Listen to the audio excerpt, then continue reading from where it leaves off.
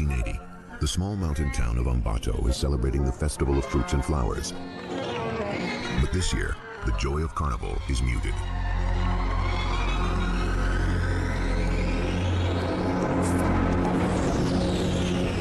Dozens of girls between the ages of 8 and 12 have vanished. The whole province, even the whole country, saw that there were so many little girls disappearing, and nobody really knew what was happening. Their parents were desperate for answers. I told her to go sell some things, to buy a bus ticket home and come back. And she didn't come back. We thought maybe somebody had kidnapped her for a ransom, or that somebody took her to another country. We thought they had taken her because she was very pretty, very pretty. At first, local police did little. They assumed the girls were just runaways. Unfortunately, the police did not take the disappearances of the little girls seriously. The police issued a release saying that the disappearances of the girls was because they had failed their school year. The families did what they could to find their daughters. The last girl, Ivanova Garzon, her mother put ads in newspapers, put ads on street lamps that said she'd give a reward of 20,000 sucres if someone gave some news about the little girl, but nothing. And then the bodies of some of the girls started showing up. They had been raped and strangled. Then more young girls disappeared. Now the families demanded answers. But the police had no leads and no suspects. We didn't have any evidence to begin to identify a suspect. We didn't have anyone who could provide some type of identification or give us a sketch. The citizens of Ecuador became wary. The killer could be anywhere.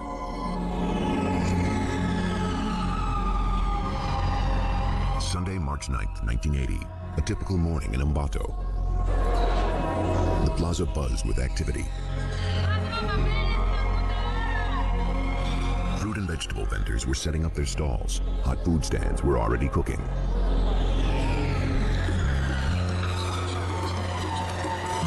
No one paid any attention to a stranger peddling his wares. He was selling chains, padlocks, and other trinkets. The man walked the plaza most of the day. Then he approached a vendor named Carlina Ramon. It was around 4 o'clock in the afternoon.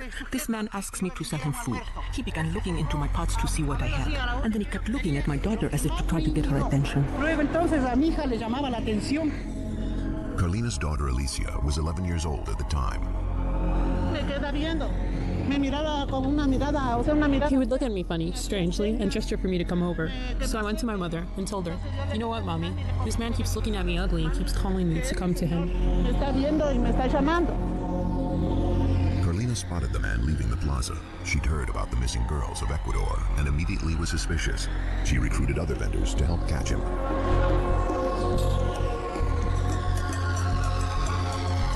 Just outside the plaza, Carlina and her friends overtook the man and dragged him back.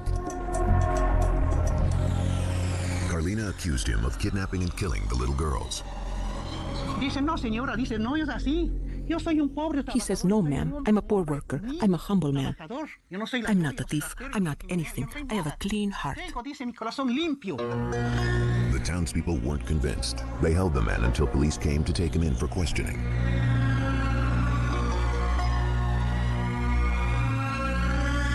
Police learned his name was Pedro Alonso Lopez, a native of Colombia. Interrogators tried strong-arming Lopez to gain more information. They could not apply force or intimidation in the investigation. It didn't work. The man refused to talk. But then, after a few hours in detention, Lopez began opening up to an officer named Pastor Cordova. Pastor Cordova, the captain at the time, took charge of the case and began to do a very scientific and intelligent investigation by gaining his trust. It was to him that Lopez confessed his story. He said he'd spent the last 7 years traveling between Colombia, Ecuador, and Peru.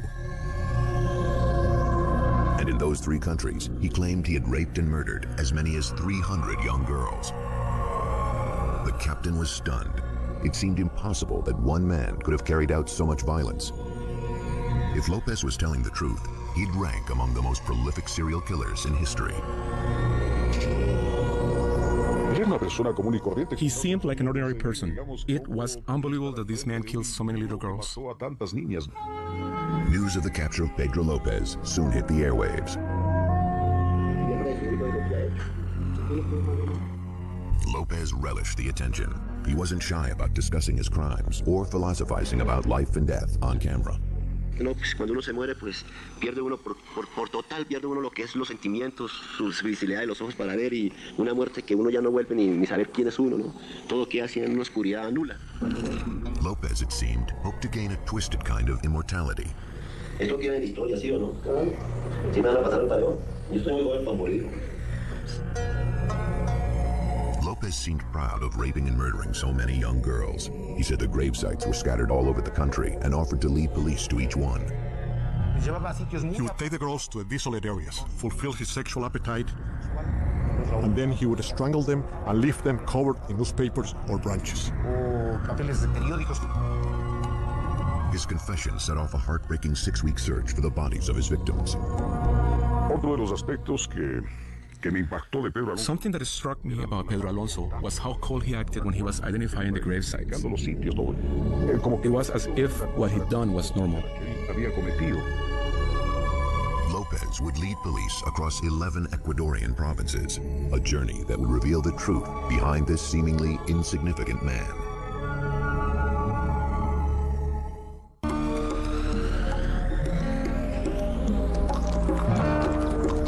In March 1980, police in Ambato, Ecuador captured Pedro Alonso Lopez. While in custody, Lopez claimed to have raped and killed more than 300 girls from Colombia, Ecuador, and Peru. As proof, he agreed to show police the grave sites of his victims. Nobody realized it was the criminal who was leading police to the graves. They dressed him up as a policeman and nobody recognized him. Their first stop was on the outskirts of Ambato. He told police he had caught a girl who sold newspapers and that he killed her and that she was buried under the Ficoa Bridge.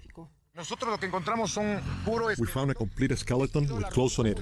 Of course, the body was decomposed. And when we look at it, we found the bones were corroded. I remember, a leg and a hand. It was the corpse of Hortensia Garces Losada. Lopez had killed her 10 months before. At first, police had difficulty identifying the body, but Hortensia's family had arrived and seen something they recognized.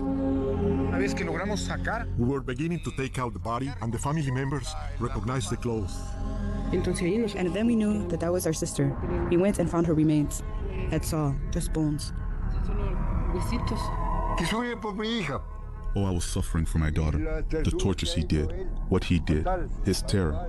It was terrible for a father to see the horrors that he committed when you saw her. If I had a gun, I would kill him. But there was a policeman on one side and a policeman on another side.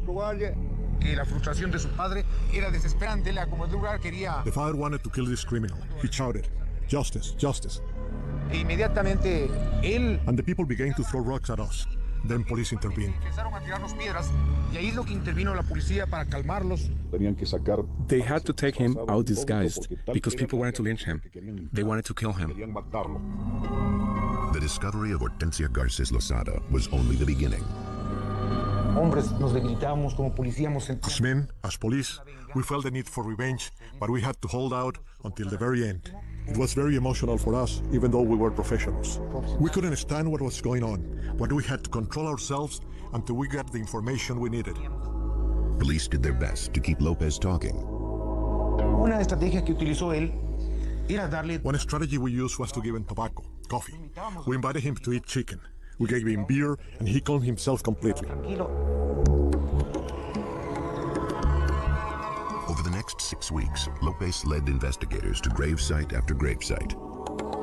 It was a horrific tour that Lopez seemed eager to take. He remembered everything, places, dates and times, and descriptions of the girls. Just an incredible memory. Él se recordaba los sitios en donde había. He remembered where he had buried the bodies of the little girls. No solamente aquí en Ambato. Not only in Ambato, but in the surrounding different sectors of Tungurahua. El comportamiento de él era de satisfacción de lo que. He was satisfied that he had shown us the bodies. Él no sentía. He didn't feel anything. No remorse, no guilt, nothing. En ningún momento. At a gravesite in Salcedo, Ecuador, Lopez showed off his brutal handiwork. He grabbed the skull and placed it under his arm so we could take a picture of him. Captain Cordova took it away from him. What he wanted was to have a trophy, and he was proudly showing what he had done.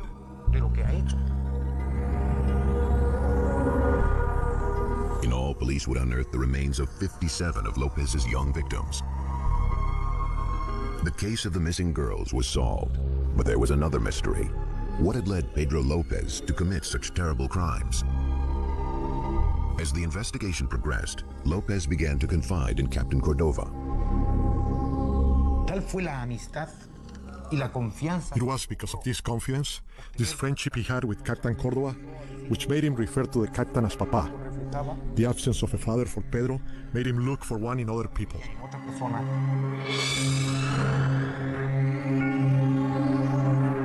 Lopez never knew his own father, Medardo Reyes. Reyes was a member of Colombia's Conservative Party who was caught in the crossfire of La Violencia, Colombia's civil war. He was shot and killed on April 9, 1948. At the time, Lopez's mother was 3 months pregnant with Pedro. I thought I was going to lose him from the shock. I could feel him inside me, but he was of strong blood. 6 months later, on October 8, 1948, Pedro Lopez was born in the Colombian town of Santa Isabel. When he was about 5 years old, he and his family moved to Espinal. According to his mother, Lopez was a polite child who dreamed of being a teacher. He liked to help the other children, and with his notebook, he helped them practice their vowels so they would learn. He said, "Mom, isn't it true that I'm good at teaching the children? One day I'm going to be a teacher." I said, "Yes, son. Please keep teaching them." What else can a mother say? But Lopez and his mother have very different accounts of what his childhood was like. She claims that even though they were poor, she was a loving mother. In a recorded interview, Lopez claimed she was abusive. That woman was violent. It is my understanding that this woman is seeking the head, because that was not the proper way to punish your children. She would punish me with such violence. Lopez also claimed that his mother was a prostitute. As a little boy, he witnessed his mother commit sexual acts with men, and they hit her. In his mind, he began to believe that he had to defend what had happened to his mother and defend himself because his mother was very rough on him and would beat him. At age 8, Pedro Lopez ran away from home. His mother believed he was kidnapped by a neighbor. That night I cried and cried. I looked all over for him and I couldn't find him. Then I went to a man who is a fortune teller in Flanders, and he said that Pedro went in a car with a man from Cali. I borrowed money to go, and I cried and cried. They killed his father, and now my son was stolen. In fact, Pedro was headed to Bogota on his own. A mere child, he would have to make his home on the vicious streets of Colombia's capital city. It was here that he learned to survive on violence and hatred.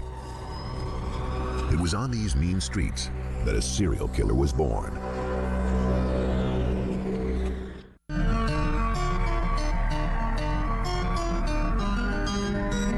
March 1980, serial killer Pedro Lopez led police to the burial sites of many of his young victims.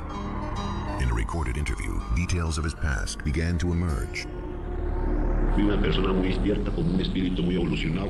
I was a very alert child, very spirited with an innocent mind.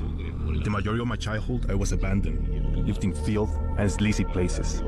My life has been dishonest because of being abandoned. The years can affect someone and change one drastically.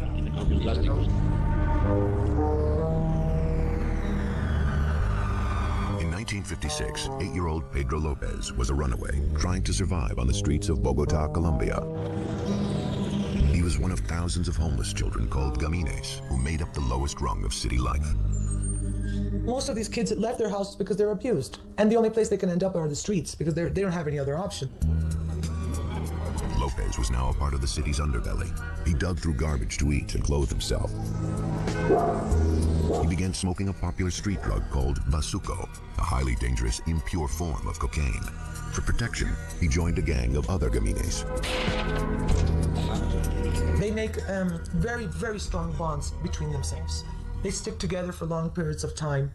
They help each other, they protect each other. They have to defend themselves. They have to learn how to survive all together. Lopez and his gang fought with knives and belts against other gamines for sleeping spots. Violence became a normal part of Lopez's life. They learn so many things. They have to learn how to survive. And if you're going to survive on the streets, you have to steal. And if you're going to survive with other kids that are delinquents, you have to learn how to defend yourself, how to fight. Lopez says he was hardened by these experiences. It was during this time, he later claimed, that he'd been sexually victimized by a man. Being a child, I lost my innocence. They dishonored me. I was a small child, very innocent. It was something I wanted to forget. I don't deny that it affected me. I have always wanted to punish those responsible. According to Lopez, a man offered him a bed and a hot meal. Lopez accepted, but instead was taken to an abandoned building and raped.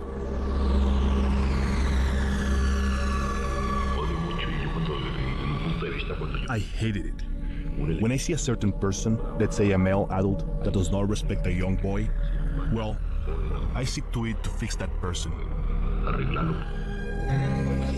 Lopez said he couldn't go to the police. Rarely did they do anything about the plight of a gamine. After the incident, he said he went outside only at night. Another time when Lopez was 10, he said he was approached by an elderly American couple living in Bogota. He said they offered him a home because the sight of him begging on the street broke their hearts. According to Lopez, the couple enrolled him in a school for orphans. For a couple of years, he led a stable life, but his good fortune did not last. When he was 12 years old, a male teacher sexually molested him at his school. Lopez stole money from the school's office and ran away from the couple who had taken him in. He returned to the only thing he knew, Bogota's violent streets. What did the gamine do? So that is what I declare, that I am 31 years old and I have led a backward life, disoriented, that I have been without support and help, but what mostly I needed was support. Lopez lived on the streets of Bogota for 13 years. In 1969, at age 21, he was arrested for stealing a car. After only 2 days behind bars, he was brutally raped by 2 older inmates. In retaliation, Lopez fashioned a crude knife out of a prison utensil and murdered his rapists. When I was locked up in Colombia, I was taught how to defend myself. I don't deny that in Cárcel Modelo, I killed 2 in there, but the warden said, don't worry. Authorities deemed the murders self-defense. No extra prison time was added to Lopez's sentence. But these murders were the beginning of a new chapter in Lopez's violent life. He swore he would never be a victim again, and he vowed to seek his own brand of justice for all he'd endured. At age 23, Pedro Alonso Lopez was released from prison and went on the hunt.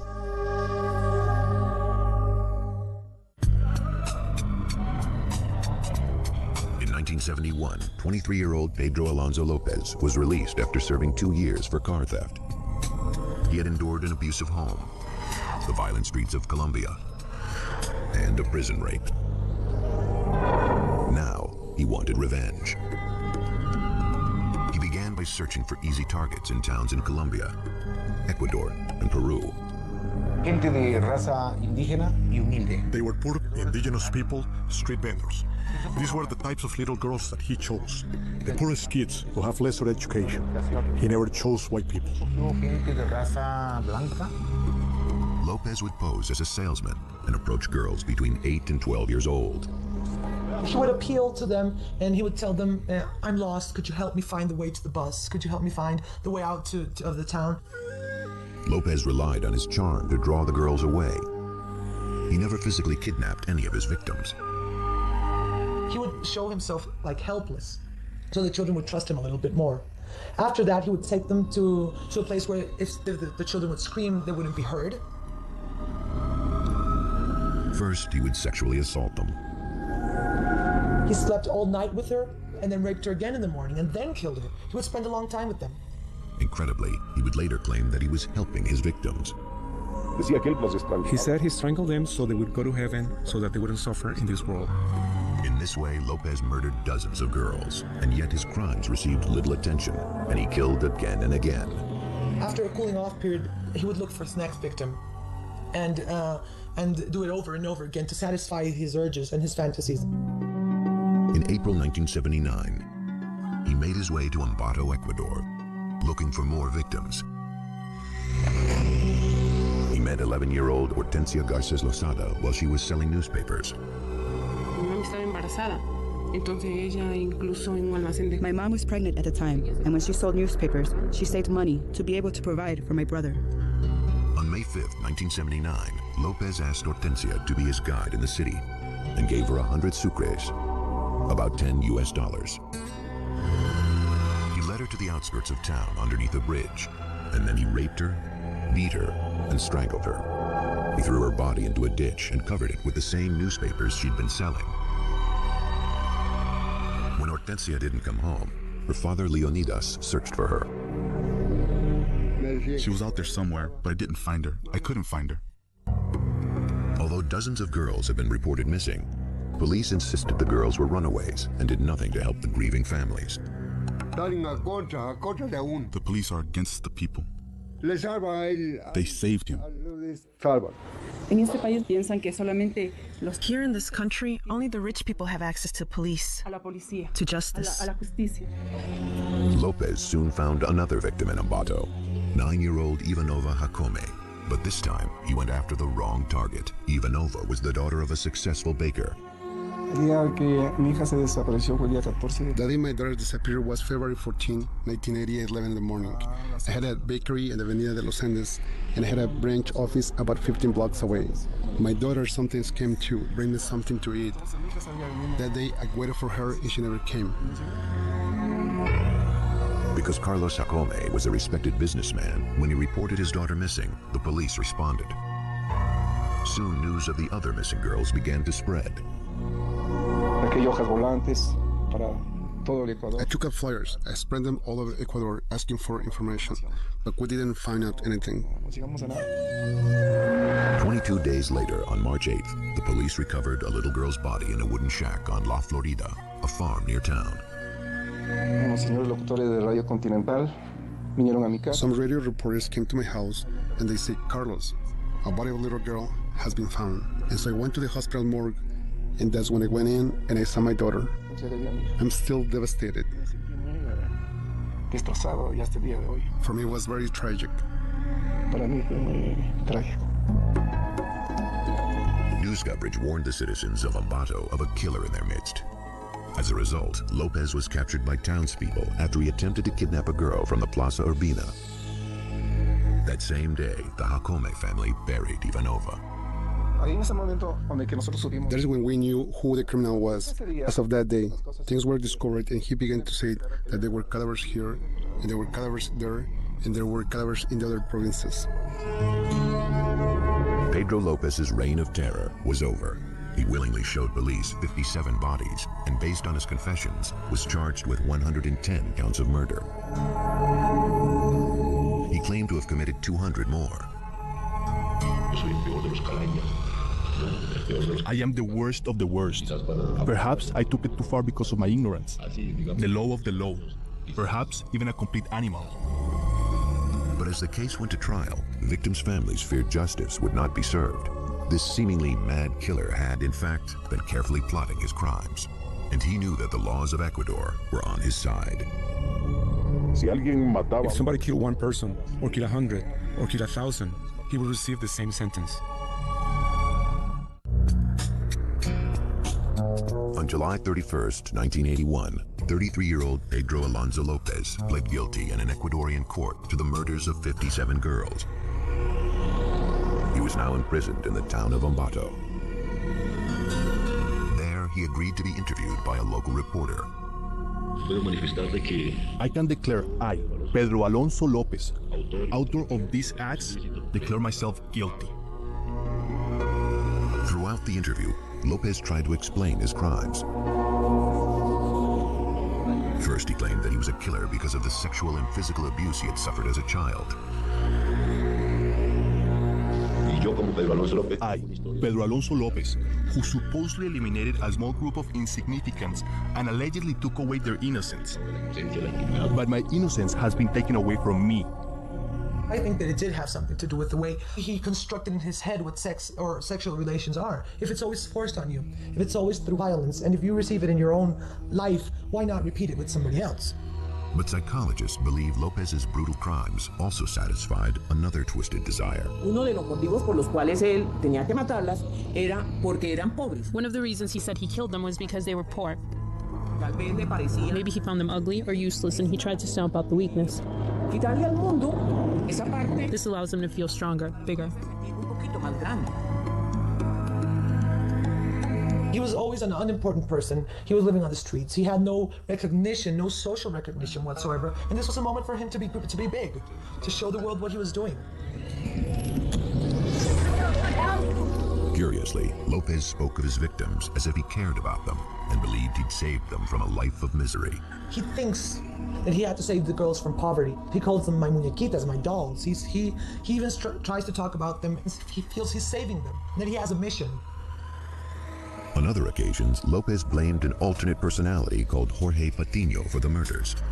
¿Cuántas violaciones realmente cometió Pedro Alonso? Yo no cometía, yo estoy implicado como cómplice, claro que participé en el hecho, pero me tenía sugestionado bajo amenaza de muerte, que si lo delataba, que él me mataba. Pero Jorge Patiño eres tú mismo, decía. No, padre, yo Pedro Alonso López para servirle. While in prison, Lopez underwent a psychological evaluation. It was determined that he was a sociopath, that he suffered from an antisocial personality disorder. He does not consciously know right from wrong, and he does not feel guilty or remorseful for what he does. He is not able of understanding other people's pain or feelings, that what he does is for his own pleasure, without any concern of the other person.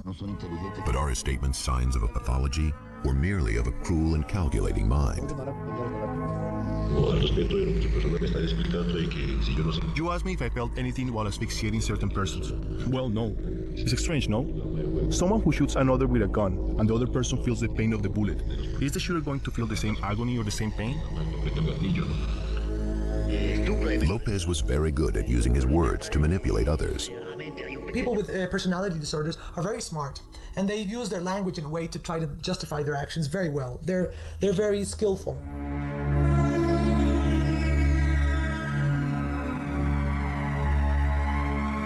A person that has a personality disorder, that has contact with reality, is going to be much more careful, because even though he doesn't care about his victim, he doesn't want to be caught. And he was aware that the laws of Ecuador would protect him. He knew that it didn't matter how many girls he killed. The law did not allow for consecutive sentences. Even if you kill 1 or 1,000, it's 16 years. Lopez was right. His sentence amounted to 4 months for every girl he murdered. The fact that he only got 16 years, that's not justice. A fair sentence would have been life in prison. The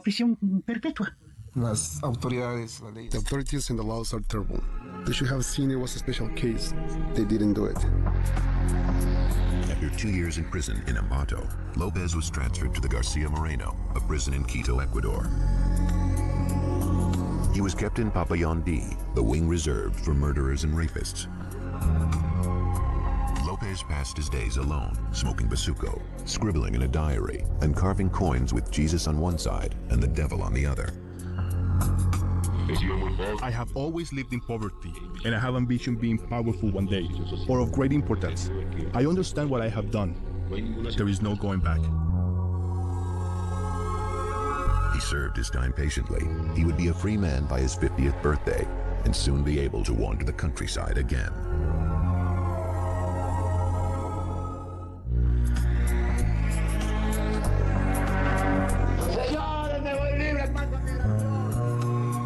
August 31st, 1994, serial killer Pedro Alonso Lopez was released from the Garcia Moreno prison after serving 14 years of a 16-year sentence. He was released 2 years early for good behavior. Because of his conduct, they pardoned him a few years and he got out. And he got out when he was still very young, 45 years old. The parents of the murdered girls were devastated by the length of Lopez's sentence, and many people thought someone should take the law into their own hands. I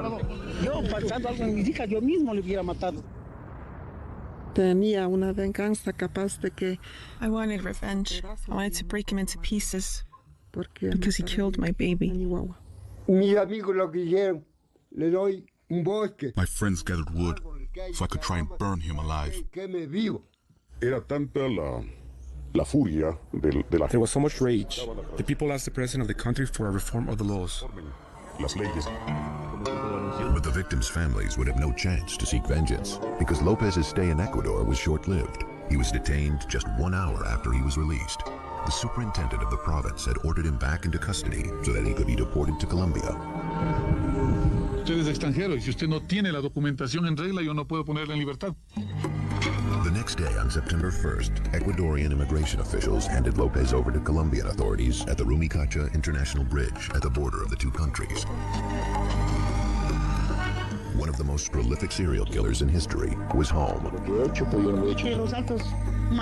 The high authorities, judges, never do justice for the poor person. They always do it against the poor people. Those of us who have a house, a family, we have to take care of ourselves and look out for ourselves. Yo derogaría a las leyes del Ecuador. I would ask those who make the laws, judges, lawmakers, to work for the humble people and the poor people. I would ask that they do justice and protect everyone so this kind of crimes never happen again. Authorities feared Lopez would continue killing people. The Colombian DAS, the country's national security department, would not allow him to roam at will. Shortly after his arrival in Colombia, DAS officials picked him up, processed him, and then handed him over to prosecutors in the Colombian state of Tolima. There, prosecutors hoped to take advantage of the country's harsher laws and put Lopez away for good.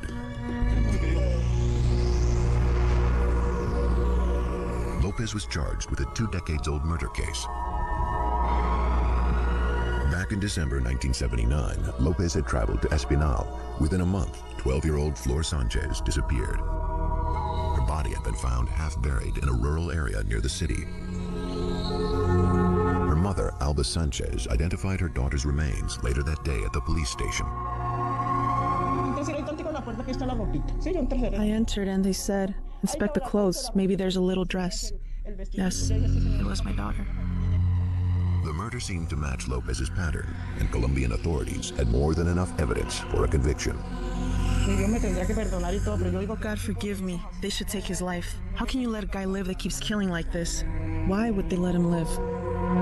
Yet again, Lopez dodged harsh punishment. In late 1995, he was declared insane and condemned to the psychiatric wing of the Cárcel Modelo in Bogotá. Just 3 years later, in February of 1998, a prison psychiatrist declared Lopez sane. It could either be that the psychiatrist really felt that he was recovered or that he faked it. I mean, he went on for 10, 12 years killing people without being caught. He was smart. He could have faked being better. He could have faked change.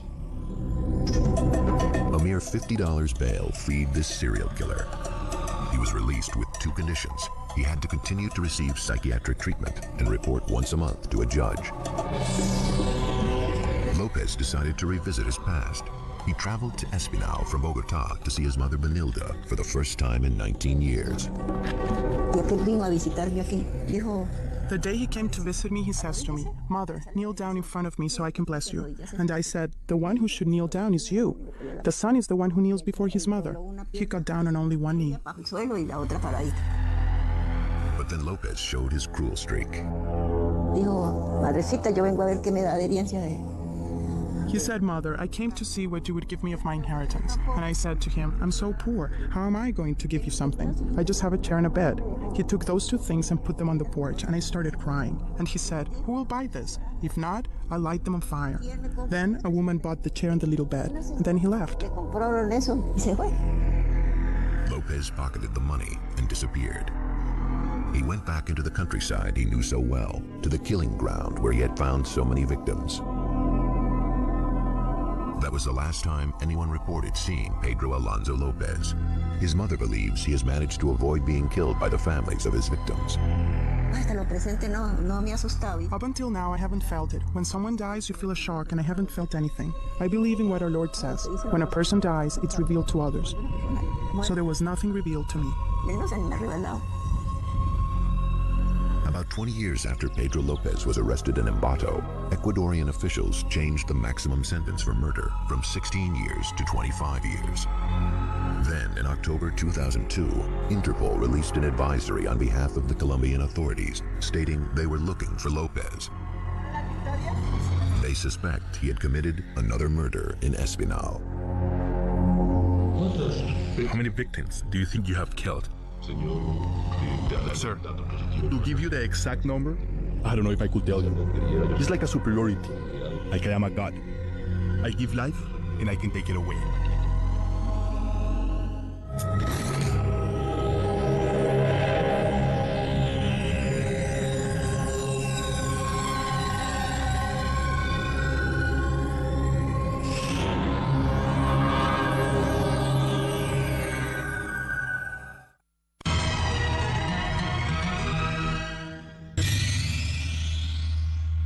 Suspects.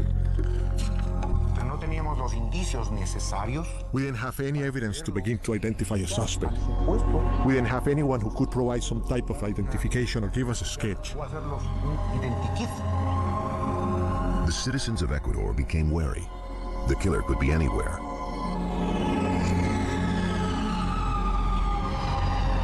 Sunday, March 9th, 1980, a typical morning in Ambato. The plaza buzzed with activity. Fruit and vegetable vendors were setting up their stalls. Hot food stands were already cooking.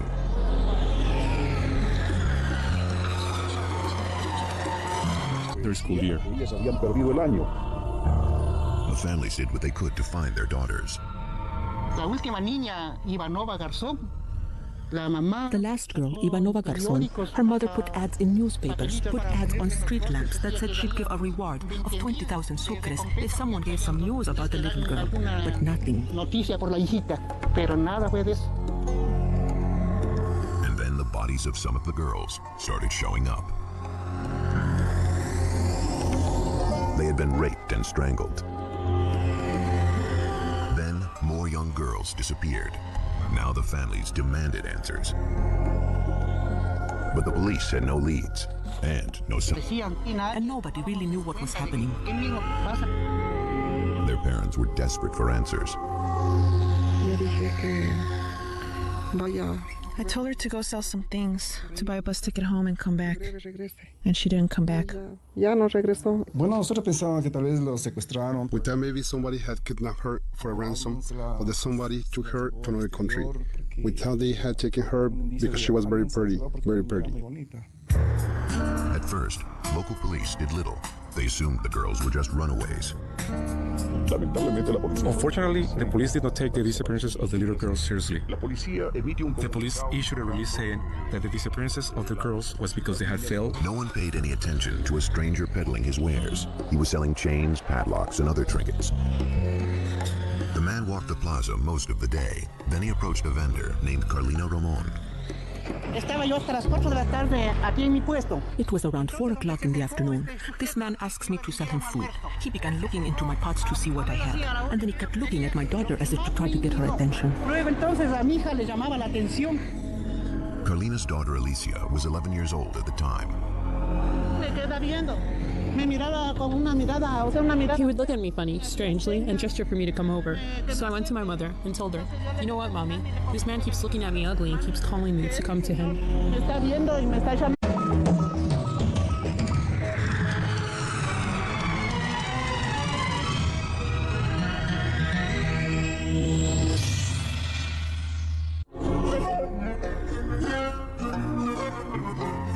Ecuador, 1980. The small mountain town of Ambato is celebrating the Festival of Fruits and Flowers. But this year, the joy of Carnival is muted.